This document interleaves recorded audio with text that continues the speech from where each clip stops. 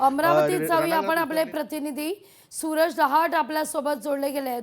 सूरज, अमरावतीमध्ये उमेदवारांकरता मैदान चांगलं मोकळे की अनेक खाचखळगे अमरावतीत सुद्धा?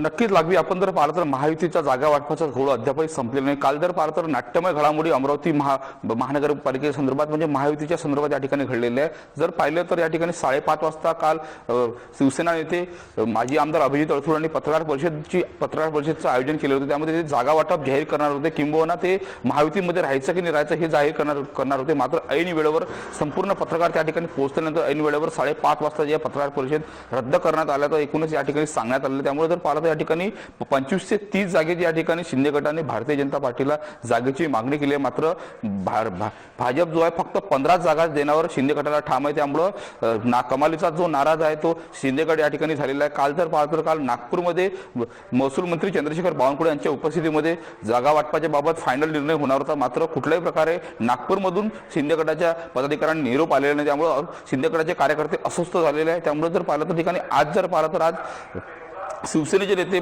मंत्री संजय राठोड यांच्या उपस्थितीमध्ये जर पाहिलं तर अमरावतीच्या ग्रँड मैफिल हॉटेलमध्ये दुपारी 12 वाजता बैठक होणार आहे. याच बैठकीमध्ये अंतिम तोडगा निघणार आहे की खरंच भारतीय जनता पार्टीला आम्हाला महायुतीमध्ये समाविष्ट करून घ्यायचं की आम्हाला ते सातत्याने झुलवत ठेवतात, असं एकूणच या ठाणी शिंदे गटाच्या वतीने सांगण्यात आले. त्यामुळे अधिकृतरित्या आज 12 वाजता जे आहे मंत्री संजय राठोड अधिकृतरित्या पत्रकार परिषद घेऊन महायुतीमध्ये राहायचं की नाही राहायचं याबाबत अधिकृतरित्या या ठिकाणी आपला निर्णय सांगणार आहे. त्यामुळे जर पाहिलं त्या ठिकाणी जर शिंदे गटाने वेगळी भूमिका जर घेतली तर कदाचित वेगळं समीकरण अमरावती महानगरपालिकेच्या अनुषंगाने होऊ शकतं. दुसरीकडे जर आपण जर पाहिलं तर काल ठाकरे गटाच्या वतीने 20 जागाची अधिकृतरित्या या ठिकाणी नावे घोषित करण्यात आली, किंबहुना त्यांना एबी फॉर्म सुद्धा देण्यात आलेला आहे.